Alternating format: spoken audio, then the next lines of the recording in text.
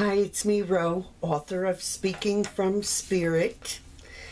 And here is your November 2020 energy alert. Yes, I did say November. So first of all, happy Halloween. And even though you might be watching this when it's past, and we start the month with All Saints Day, which is November 1st, All Souls Day. And of course, this is all in the energy of Samhain, which is the time of the year where the veil between worlds is thinner and where the unseen world is more perceptible to us.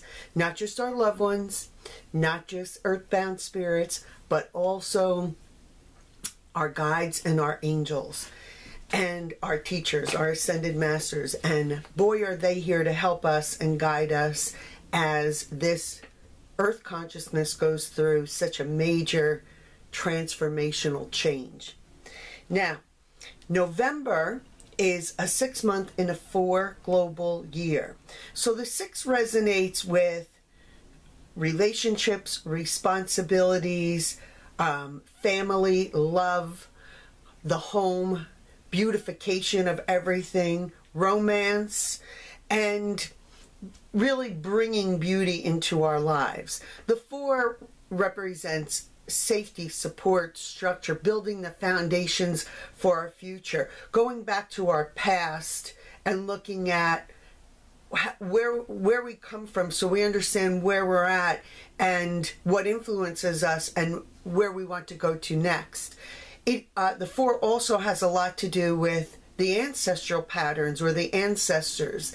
That was a very big theme this year of healing ancestral wounds, cultural wounds, and inherited trauma from our cultures, our tribes, our ancestors, things like that. All of that was coming up. And of course, the 4 is about the body and health, as well as our home and foundation. So the focus this month in November is really going to be on our relationships and making them stronger, making them more truthful, making them more authentic, making them more healthy.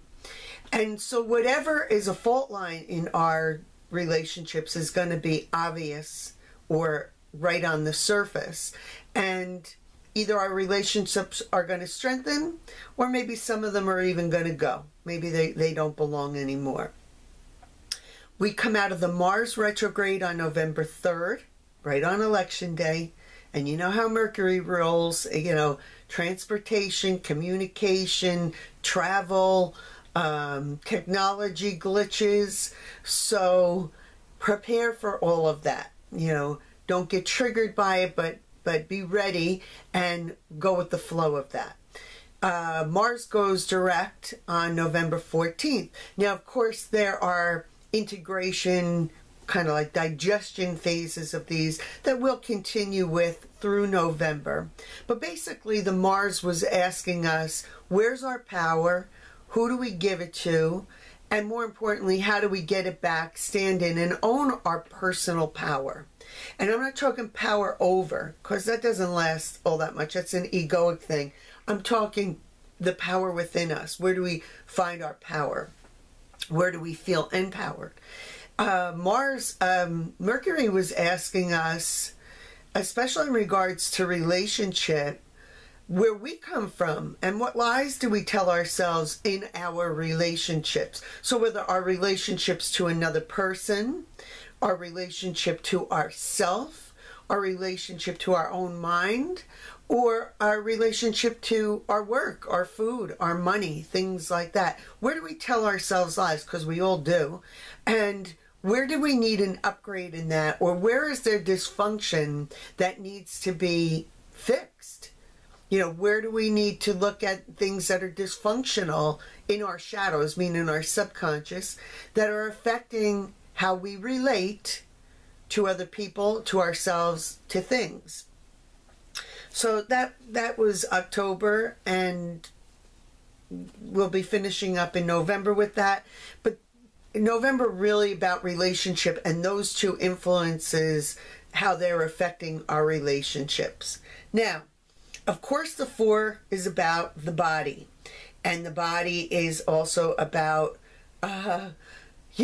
keeping it healthy, keeping it strong, keeping our immune system strong.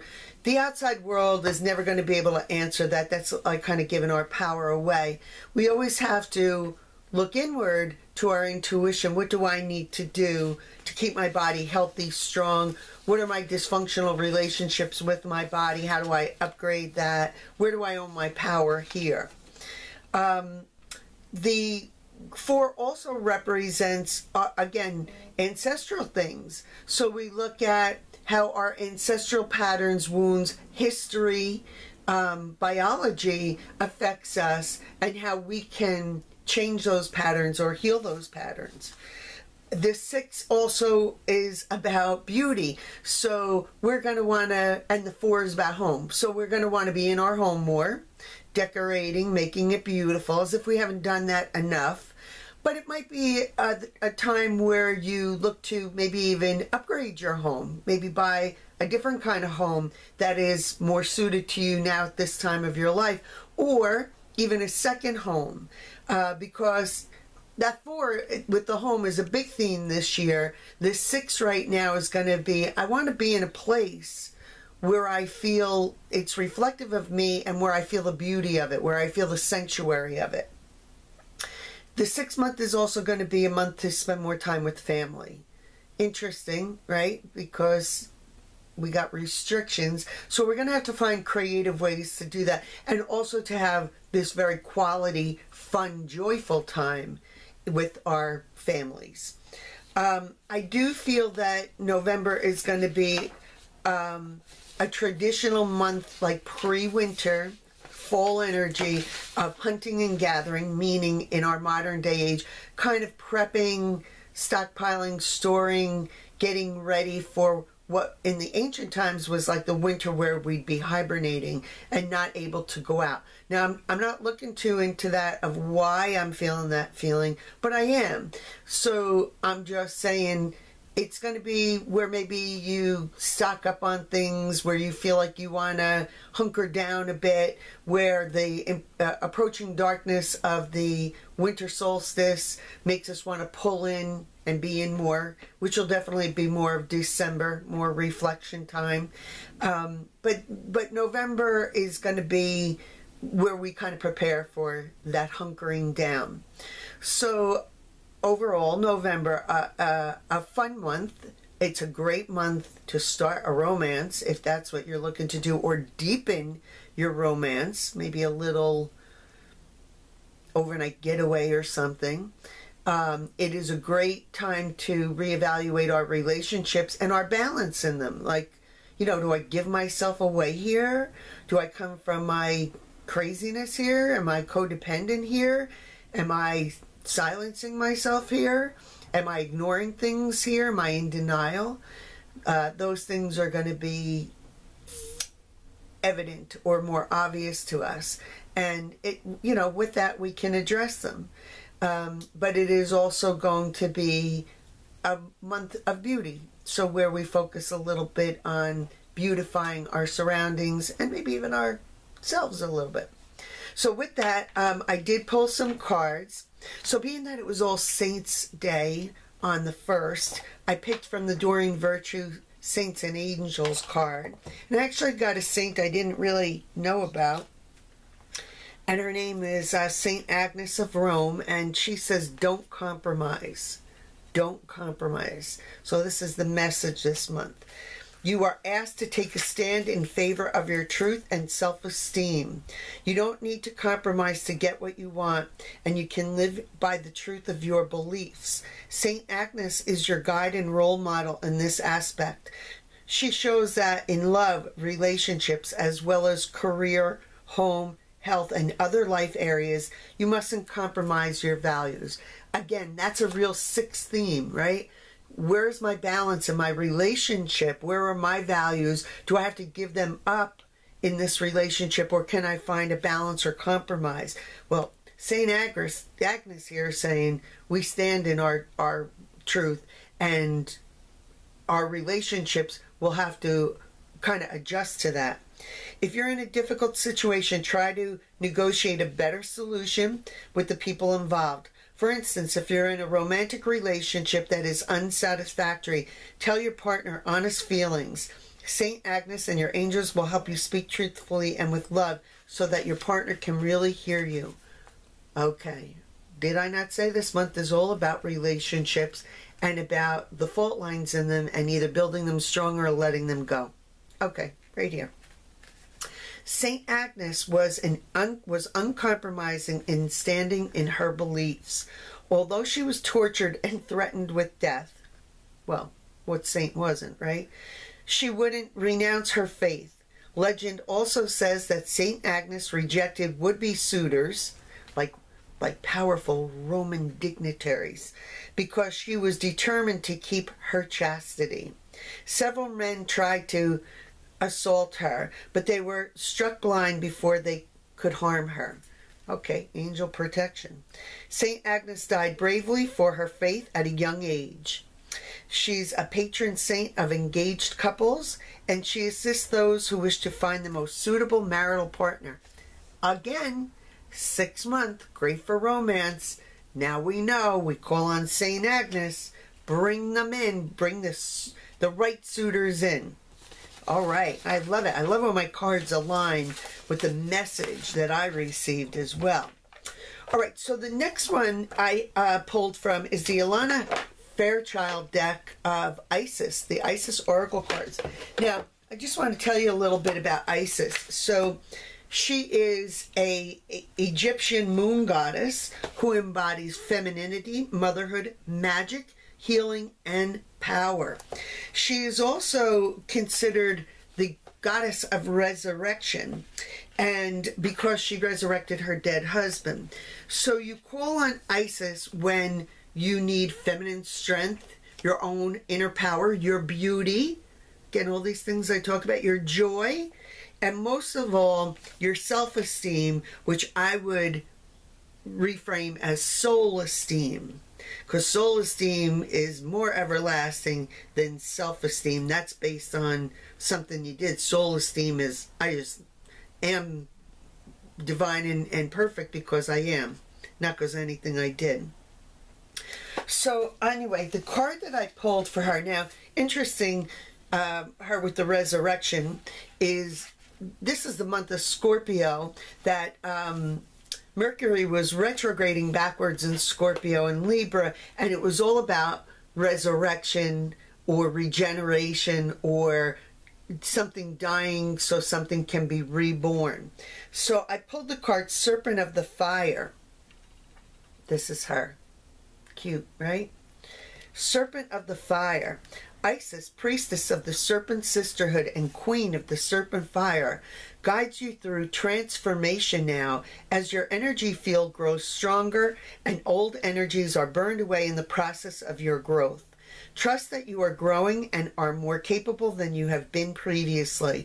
Do not assess your current ability based on past standards, as they no longer apply. You are stronger and more powerful now than ever before. You need to learn afresh that what you are capable of, and Isis helps you now. The serpent headpiece of the Isis represents the inner fire serpent or Kundalini as it rises in accordance with spiritual growth and empowerment. Okay, so to me, this is all about what the retrogrades did. You know, we're direct in Saturn and Pluto and Jupiter. Like, everything is direct this month. And those retrogrades are all about kind of stillness so we get this upgrade in our system or in our energy of some sort. So this is kind of confirming it's been done. Don't think it isn't. We're in a upgraded version of us, like, you know, like Windows 7, now we're like Windows 11, and we're ready to take on more. We have more spiritual power. The Kundalini, for those of you that don't know, in yoga, the Kundalini is at the base of the spine, and the idea is to raise the Kundalini so that it removes all the inner obstacles that we have, our shame, our guilt, our fears, our low self-esteem, our indecisiveness, the lies we tell ourselves, our emotional density, our illusions, our delusions. That's what the Kundalini does. It rises and then clears all that out and opens us up so we can embody more light and we can live to a higher octave of ourself. So to me, this card is saying that the retrogrades that we have been enduring, I think since March, are kind of have done their job, and now we're in a more upgraded system. So this will be interesting to see how that plays out in our personal lives. Even more interesting to see how it plays out in the collective reality and what that means. So anyway, that's kind of it. I do have Super Soul coming up in January, which will be a virtual event. And so for those of you that don't know, Super Soul Saturday is where we talk about the numerology of the year and how it pertains to our own personal numerology and how we can work with that energy and kind of navigate what's coming up for the year. That includes a month-by-month and yearly numerology report. So that's on my website now, www.rosemarierubenetticapiello.com. And again, that's going to be a virtual event, so you don't even have to leave your home for that. You could just be in your little pajamas and do that class with me. So anyway, that's kind of it for right now. If I don't see you on an event or in a library Zoom or on a webinar meeting that's on Zoom, because everything I do right now is that way, I want to wish you and your family a very happy, healthy, safe, and beautiful Thanksgiving. So for right now, it's me, Ro, and I wish you peace.